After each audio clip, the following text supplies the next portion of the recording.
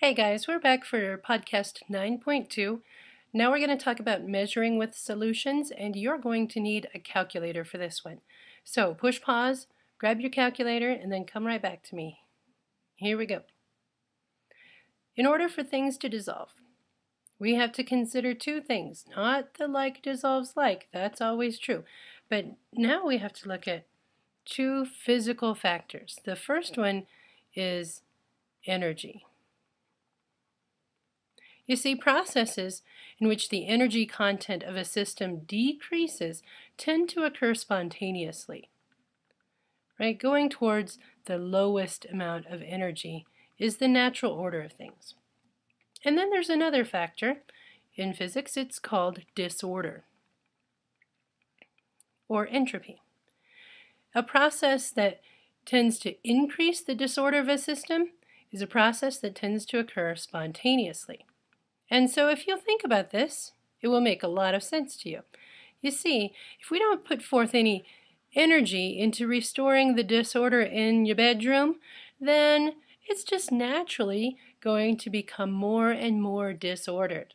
And you have to put energy into increasing the order of the system, or it just naturally starts to break down, right? Not that you could use that excuse with your mom and tell her that's just the way the world works, but you know, it's worth a shot, I suppose. So the formation of a solution then is going to be favored if the energy goes down and the entropy goes up. Entropy referring to disorder. So generally speaking, the formation of solutions is favored because it increases the disorder in the system that comes along with mixing two things together. So let's look at why things dissolve. Of course, it has to do with energy. So first of all, let's look at the solute. In order for the solute to actually become surrounded by the solvent, it has to spread out. The solvent must become expanded.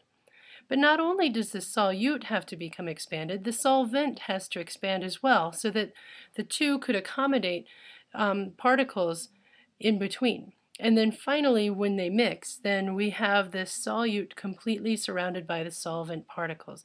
That's solvation, right? We talked about that in the last podcast. Well, we also know that energy is a state function. And by state function, we mean it doesn't matter how you get there. It just matters in the end where you ended up, right? Where you started from and where you ended up. So the amount of energy that it takes, the enthalpy of solution, would be the sum of expanding the solute and expanding the solvent and then mixing the two together. So these three steps. Let's look at this in graphical form.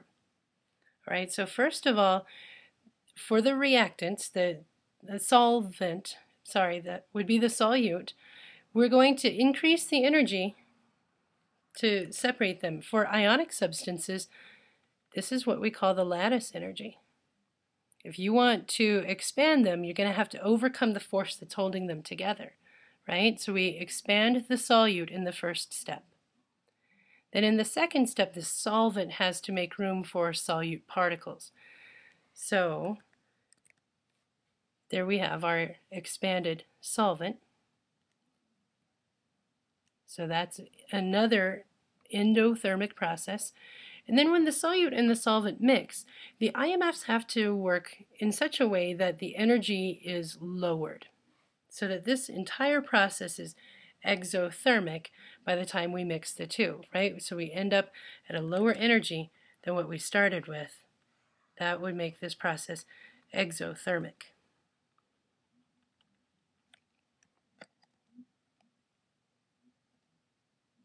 So the size of this change, this final enthalpy change, is going to determine whether or not the solution forms. Sort of. That's not the only thing, of course.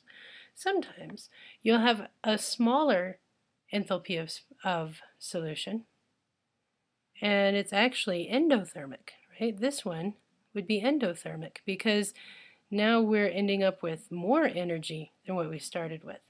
But if the disorder increases enough, then this may still be a spontaneous process. It may still dissolve if increasing the disorder can overcome what we had to spend for the cost of the energy.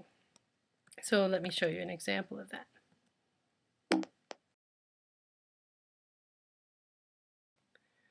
All right, so you already know that salt dissolves in water. The ocean's full of it, right? But here's our graphical representation of the energy for dissolving sodium chloride. First of all, we must overcome the lattice energy. Here's our step one, to expand the solute so that we separate the ions of sodium from the ions of chlorine. And then we have to surround each particle by water. And so the hydration energy is exothermic. But the sum of the two, the sum of the lattice energy and the hydration energy, is actually positive. And so that is an endothermic process. So energetically speaking, we're saying salt should not dissolve in water. If that was the only factor to consider, it wouldn't happen. Now let's look at lithium chloride. For lithium chloride, the lattice energy is less than the hydration energy, and so we end up with an overall exothermic process. So energetically speaking, this one looks pretty good, right? We are going to have less energy in the end. That's a spontaneous process. But the sodium chloride, because of the increase in disorder. So if the heat of the solution, the enthalpy of solution, is small and positive, small enough, small and positive, the solution will still form because of increasing disorder or increasing entropy.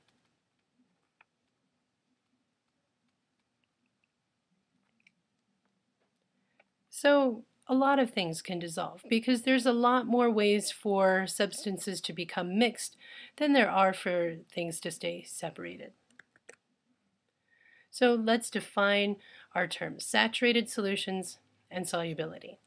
By solubility, what we really are talking about is, okay, wait, this isn't what I want. Where did my slide go? Opposite of solution or solvation. This is crystallization. Crystallization is the opposite of salvation. Salvation. Wow, I don't want to be preaching a message here about salvation. This is salvation. And crystallization is the opposite of salvation.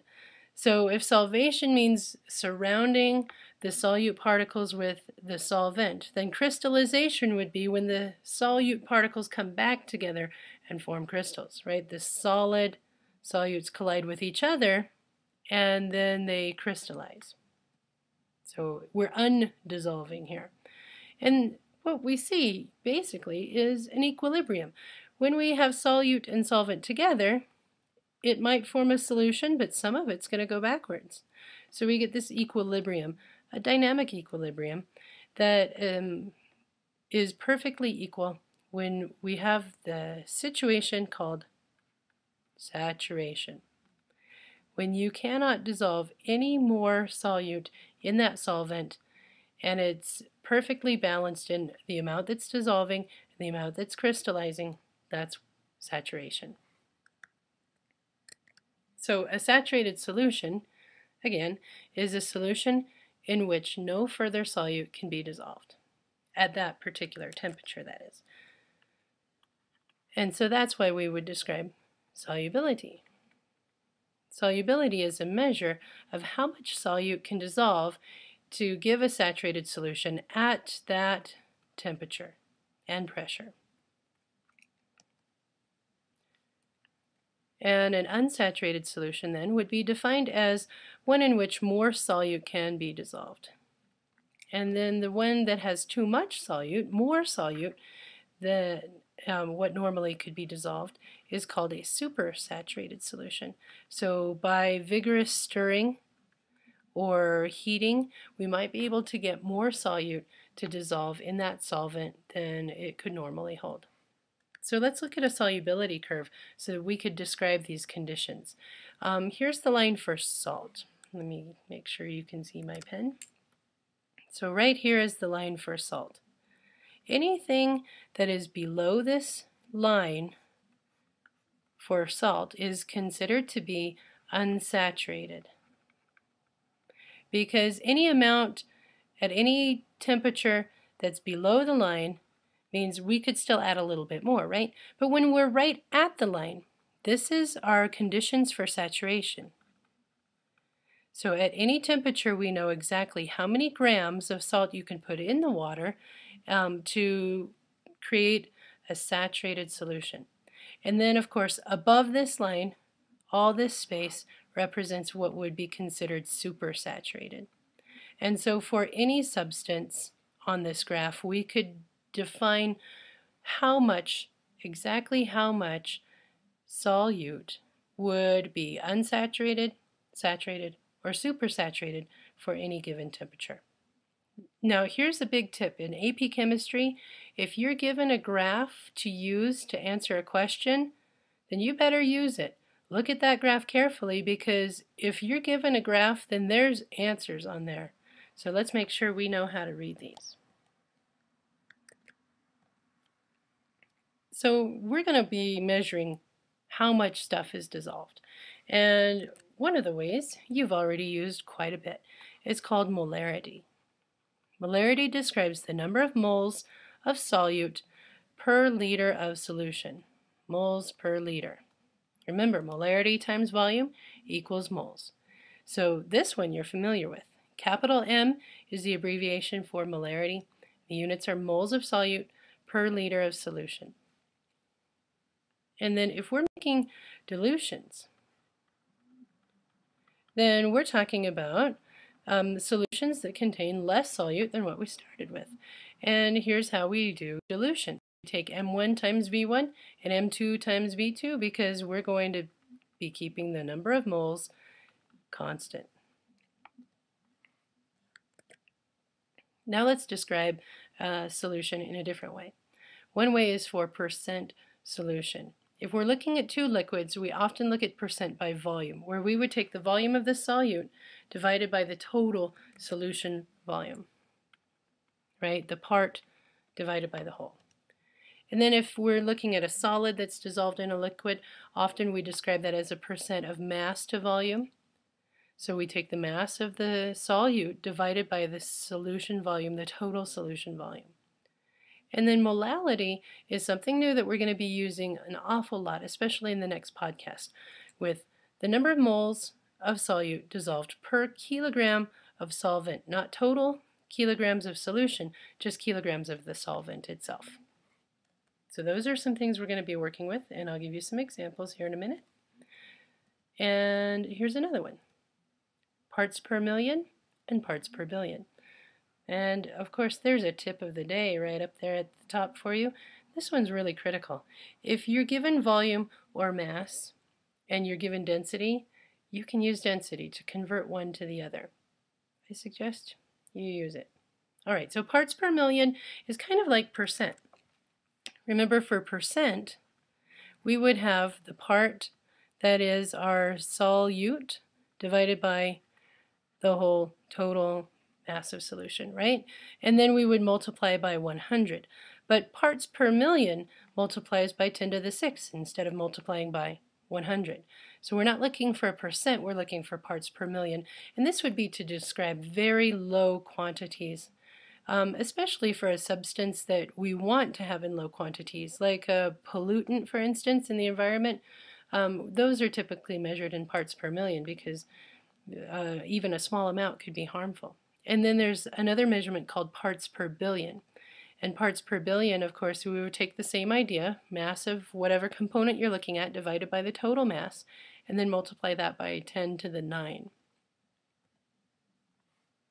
Now let's look at mole fraction. It's kind of like the partial pressures that we did before. In fact, I think mole fraction came up then, didn't it? Where we take the ratio of one component to the total components of your solution. So this is all complicated nonsense. Let's see. Suppose we had a salt solution. Then we would have the number of moles of our salt divided by the total moles of salt plus the moles of the water it was dissolved in, right? And that's how we do a mole fraction. You take the total on the bottom, and on the top the moles of whatever it is you're interested in. So let's have an example, because that's the only way that we really get to apply this is by working the problems. So here we're given the density of isopropyl alcohol. And remember the tip of the day, if we're given density, we're going to use it to convert mass to volume or volume to mass. Then we create a sample by mixing 20 grams of isopropyl alcohol with 40 grams of water. We're asked to find the molarity, mole fraction, and percent mass. So we've got a lot of work to do. And I'm going to start by, guess what? Going to moles. That's right. First, let's find the molar mass of isopropyl alcohol. Isopropyl alcohol starts with propane, and then iso means that the alcohol group is hanging off the central carbon, not one of the end carbons. So if this is what isopropyl alcohol is, then we've got to have a hydrogen in each place where carbon needs a bond. So what do we get for the formula? C3 H1, 2, 3, 4, 5, 6, 7, H7, and then our alcohol group OH. So molar mass then, I already did this math, the molar mass is 60 grams per mole. And now we have 20 grams of isopropyl alcohol, and I'm just going to abbreviate isopropyl alcohol as IPA.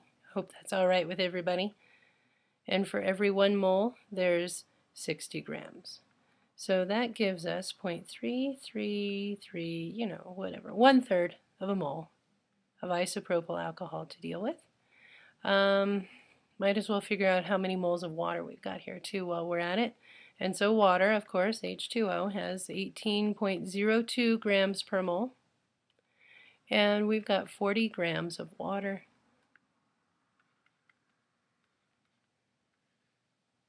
So for every 1 mole, we've got 18.02 grams. And that gives us a total of how many moles of water? Let's see. 25.5 approximately.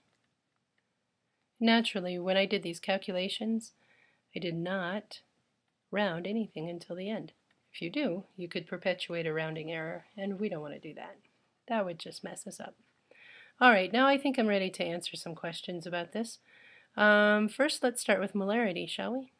So molarity, capital M, is represented by moles of solute, so moles of isopropyl alcohol, divided by liters of solution, right?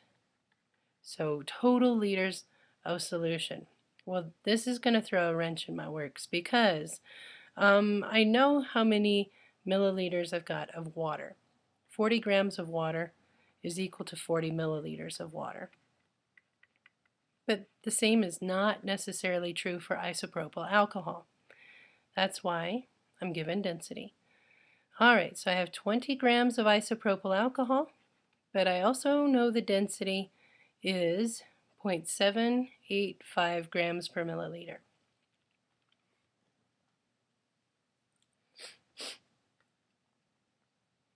All right, so grams has to go on the bottom, 0.785 grams for every 1 milliliter.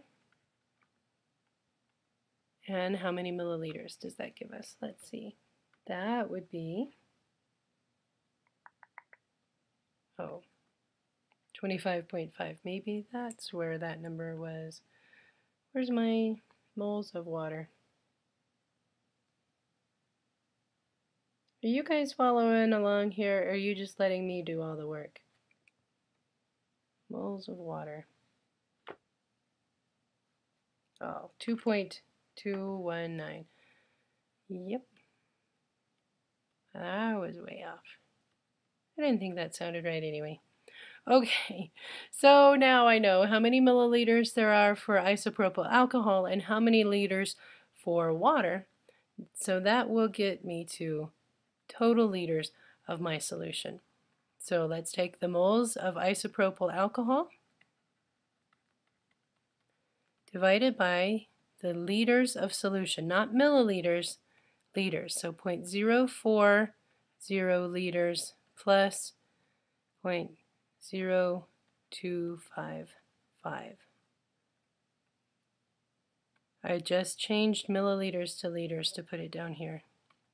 And if you need to include that step in your tea table, feel free.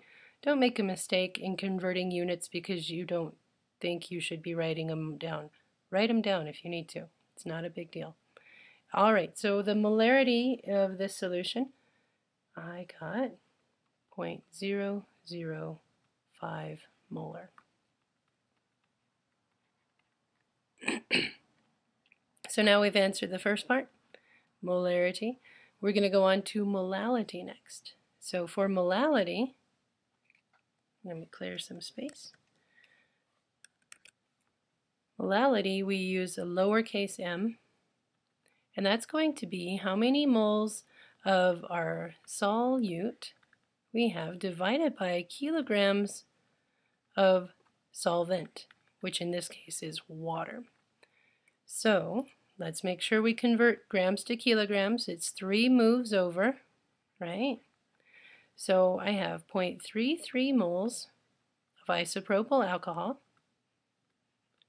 divided by 0.040 kilograms of water, which is my solvent. So the molality in this case is equal to 8.33.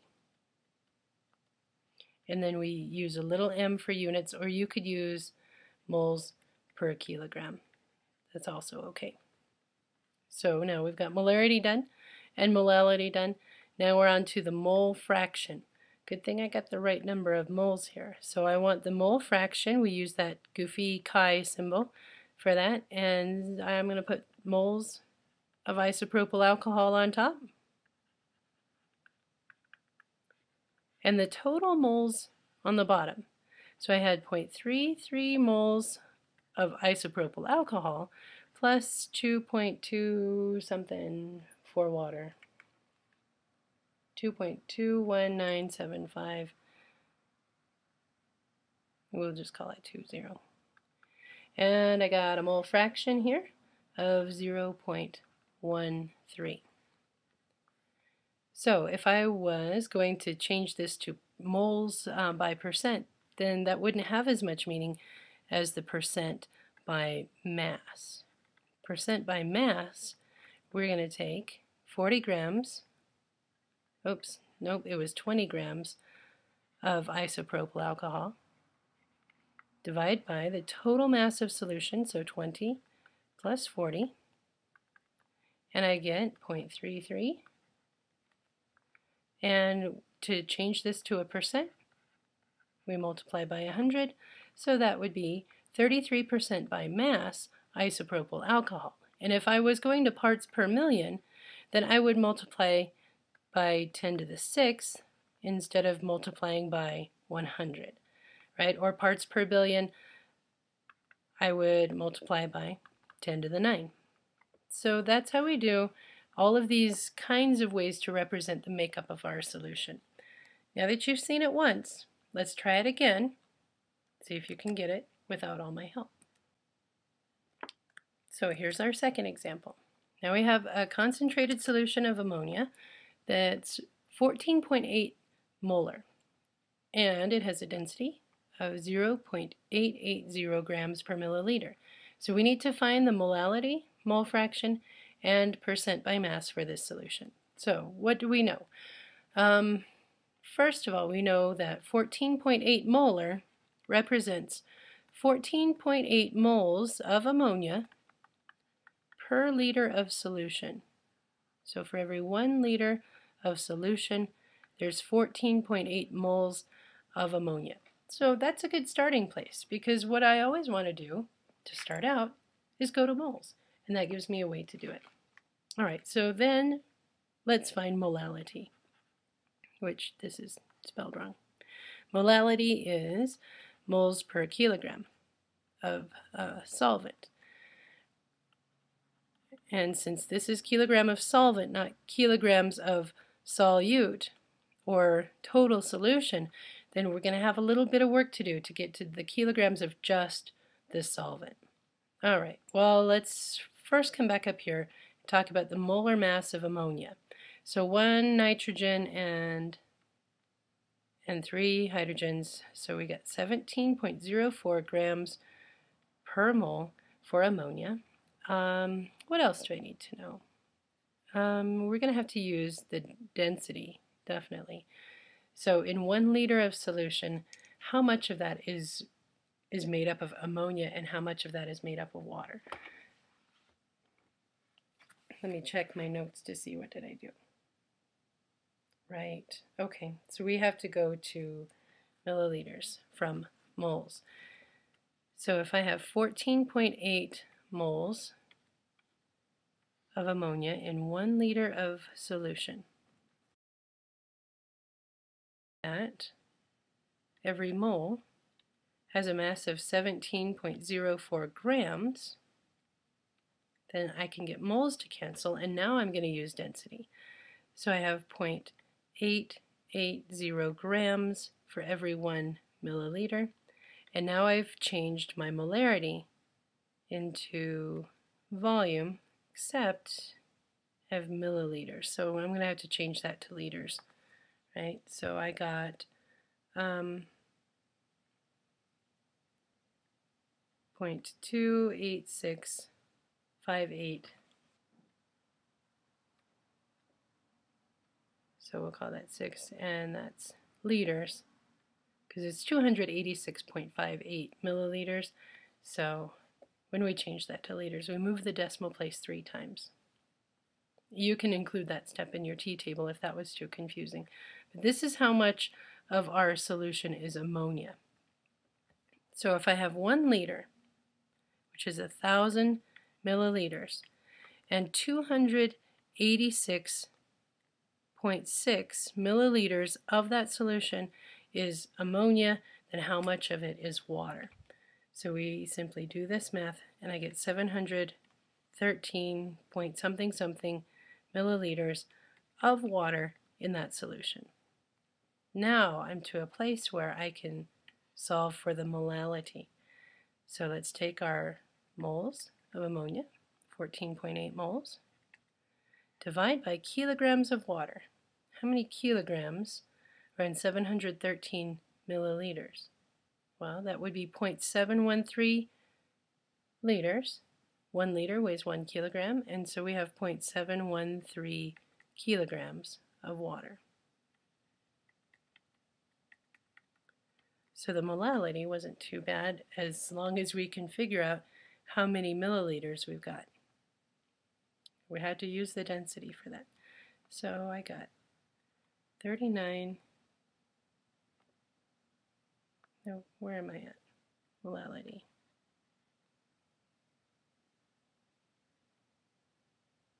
Zero 0.0207 molal, or moles per kilogram of ammonia in this solution. Okay, so molality is done. Next we're going to look at the mole fraction. And for us to do mole fraction, we're going to have to figure out how many moles of water we're dealing with here.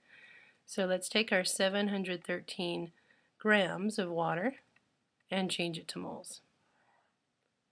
Every mole of water has 18.02 grams. So that's a simple little t-table. That would be 39.59 moles of water. Yes, I have to look back at my notes because I worked these out ahead of time. What's next? We're going to do the mole fraction. So now I need more space. Mole fraction is going to be moles of ammonia, 14.8 moles of ammonia for every liter, and that means 39 point something, 39.59 moles of water plus moles of ammonia. The total moles goes on the bottom, right? Not just moles of water, but the total moles of the solution. And when I take my part that's ammonia divided by the total, I get 0.2721 for my mole fraction. Now let's do percent by mass. All right, we already found the mass of this that was ammonia. Remember, we took 14.8 moles. Then we use a t-table. Every 1 mole has 17.04 grams. And so that's the part that's ammonia. I'm going to put that at the top of my fraction. And then at the bottom, the total mass of solution comes from the mass of the water plus the mass of 252? No. Where did I get 252 grams? Oh, right, from this piece up here. And that's the mass of the ammonia. I was thinking it needed to be the same as its volume, but it's not. The density is not equal to 1, not for ammonia.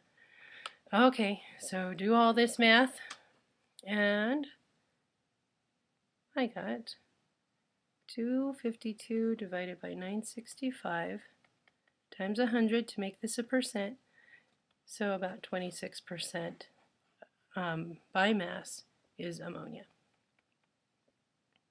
There's a lot of different ways to represent the composition of solutions, but you need to be fluent in converting one to the other. The key is always go to moles, as usual. So I'll see you guys in class, and we'll practice this some more.